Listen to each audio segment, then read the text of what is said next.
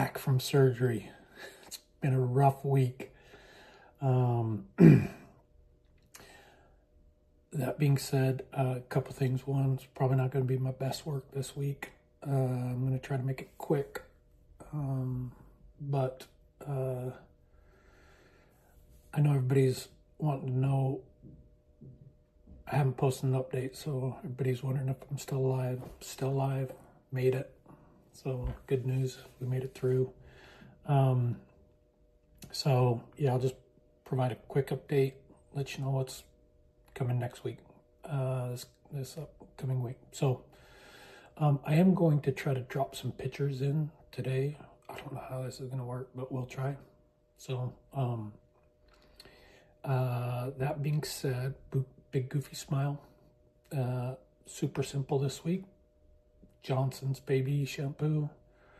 Nothing is better than so recall that I had surgery on Monday, came home out of it Tuesday, couldn't get, and you'll see why if we start looking at pictures, but I couldn't get in the shower, couldn't get my hair wet, Wednesday. So finally Thursday morning, doctor said, "You're good." I was able to get in the shower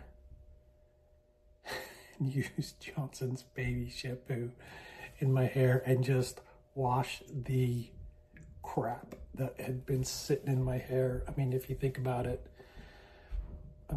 everything that was in my hair was there since Monday at surgery. So antiseptic and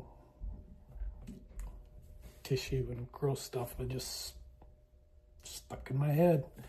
So it was very nice. So Johnson's baby shampoo. Letting that just, whew. So that was my big goofy smile this week. Remember, find your big goofy smile. Simple things of life. Go find it this week. Hopefully you're finding good things that make you smile. So let me take you back to Sunday night. Last I talked to this channel. Sunday night, went down to Chicago. The only thing that I wanted when I got down to Chicago was a brownie from the Palmer House. I didn't get a brownie from the Palmer House. So mad. But that's fine. Good news is I didn't die, so I get to go back sometime and have a brownie from the Palmer House. So make a long story short, it was just super rough day, and by the time I got down there, I was just tired and emotional, and you have to shower and you got to wipe this crap all over your body pre-surgery, right? And then you can't shower the next morning, so you got to wipe the same, and it's sticky. It's like this antiseptic stuff that you can't wipe it off, and it's just gross. So anyways, Sunday night, went in, checked in the hotel, got prepped. Monday morning, ran into University of Chicago.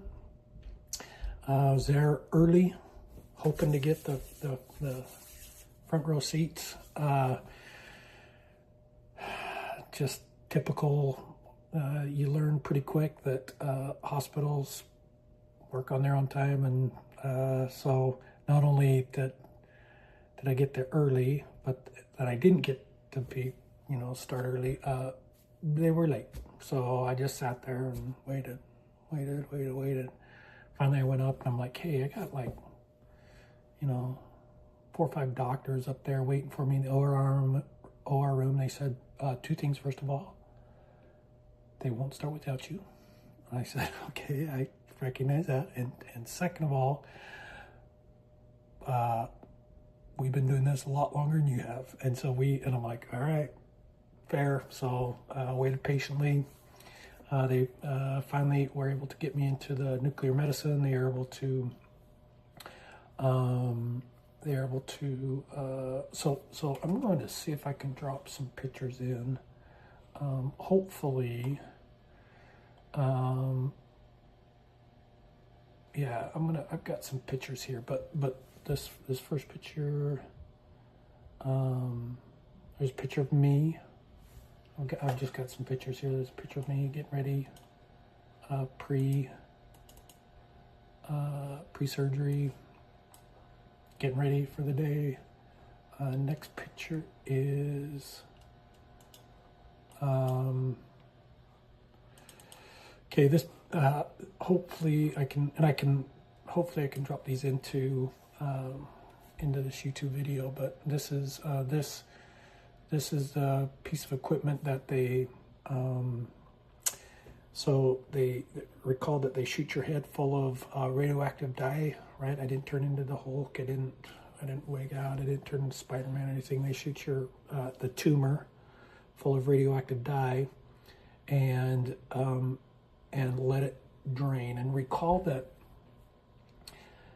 your body has kind of two sets of plumbing, well, vascular plumbing, right? You have your vessels, right? Your blood vessels, and that moves all your blood to all the different parts of organs and body and so forth. And then, but anything that's outside of your blood vessels, that kind of drains into your lymph nodes, right? So when they shoot this tumor full of radioactive dye, it just, they make you, rub your face and make all different faces with your move around and things, and this radioactive dye drains, and wherever it drains, it ends up in the lymph system. That's where they say, that's what we're going to go after. And so that's what they did, is they shot my head full of dye, went in this big piece of this big machine that takes a video, and then this video, hopefully this will allow, I can drop this in, but if you can look at this picture, you can see here at the top of my head, this fire, that's where they shot that's the tumor. And then you see down here in my neck, that fire, that's they call it the sentinel lymph node. That's the lymph node that kind of collects all this stuff from that tumor. So that was kind of the target, what they wanted to go in, and they wanted to not only get rid of the tumor, but also they wanted to go in and cut out that lymph node. So next picture that I have is me. This is a picture of me sitting waiting in the operating room, waiting room, and you can see that Christy took a picture of X marks the spot, right? That's, so if Dr. O'Donoghue didn't know what she was doing, it's like, cut here. Truthfully, when she saw that, she said, hey, no offense to those guys down in nuclear medicine, but I do it my own way. So, not that she didn't trust them or anything, but she had her own things that she was doing, and sure enough, when I came out of surgery, that's where it was gone. And so Dr. O'Donoghue and the nuclear medicine people agreed, and so that's the group of lymph nodes that they took out. Next picture, that's me getting ready to go into surgery. I'm guessing there was probably 8 or 10 different doctors or residents or PAs, or they all were just coming in asking questions, and I tried to remember all their names, and after about 3 or 4, I was like, I can't remember all your names. Sorry, I'm going to remember Morales and O'Donoghue. And they kind of laughed, and they said, yeah, don't screw those guys' names up. Yeah, I was in the operating, in kind of the prep area for about an hour, and they finally got me into surgery about noonish. And yeah, so they got me in. Chief resident came in, the anesthesiologist came in, looked at me, says, I'm going to give you a drink. And I said, make it a double. And he's like, coming right up. And it's all I remember. So the next pictures that I'm gonna hopefully I'll be able to share here.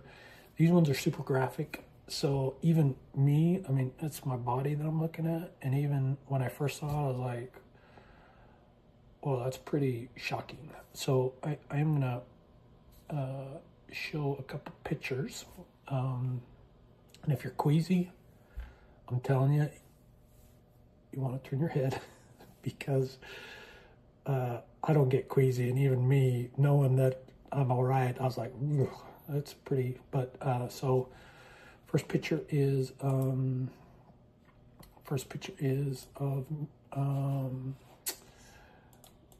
the hole in my head. So yeah, it's a big hole in my head.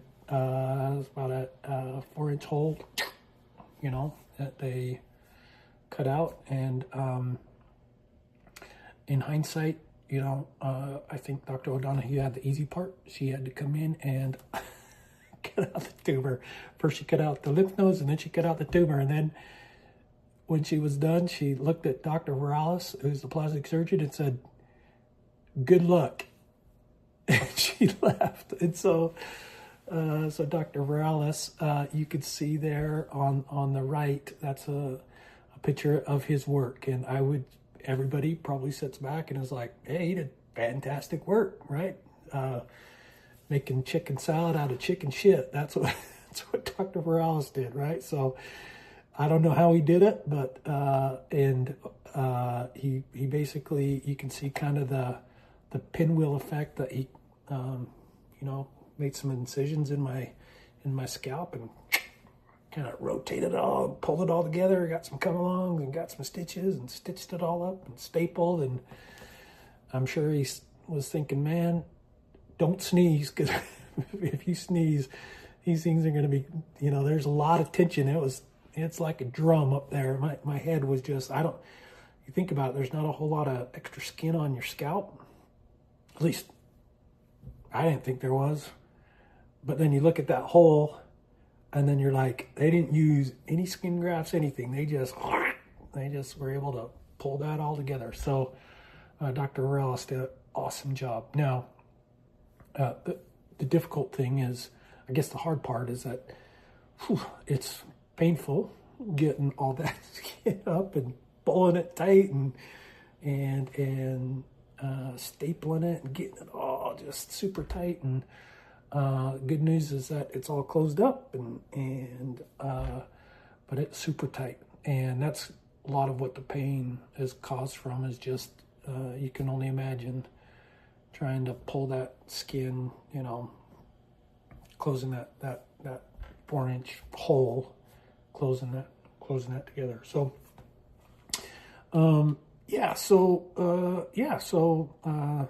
came out of there. It was pretty, you know, after, I think I got one picture of me. Oh, that's a picture of me post of my head. That's when I'm home that night. So once they get you gone, they just slather you full of Bactrasin and Neosporin and just salve, and they say, don't get a wet, good luck. We'll see you later. Kick me out the door. And so for the next, so it's been pretty rough. It's been a pretty rough few days. Many of you know that when I came out, I think Christy was sent a bunch of texts out, and I've also kind of shot out a few texts, talked to a few people, talked to work a few times, but it's been probably rougher than I expected it to be. I thought, oh yeah, it's, you know, I'll be all right. I handle pain well. It's been pretty rough. Wednesday night, the only kind of complication I would say is Wednesday night, because they pull this so tight and they suture it, and it's just so tight, and you can imagine that pushes and just creates so much tension within like the vascular system. And obviously you need blood in that scalp so that scalp doesn't die. And so it's got to be tight because, I mean, it's tight just because there's no extra skin, right? But the bad news is that because it's so tight, it creates this constriction in a lot of the vascular system. And so actually Wednesday had to get some special nitroglycerin, the stuff that you take when you're having a heart attack to to dilate your valves, or to dilate your vessels. That's they put some paste on my head to open up the vessels in my scalp, just to make sure I'm getting enough perfusion, enough blood flow to my scalp. Who knows? Maybe these luscious locks will be that perfusion will make it. I'll have this nice flowing mane when I get done. I really don't care as long as I have skin. I think that's all Dr. Viralis was worried about. He doesn't care about hair so much as he cares about making sure that there's skin up on top there. I can sew in a toupee if I need to, but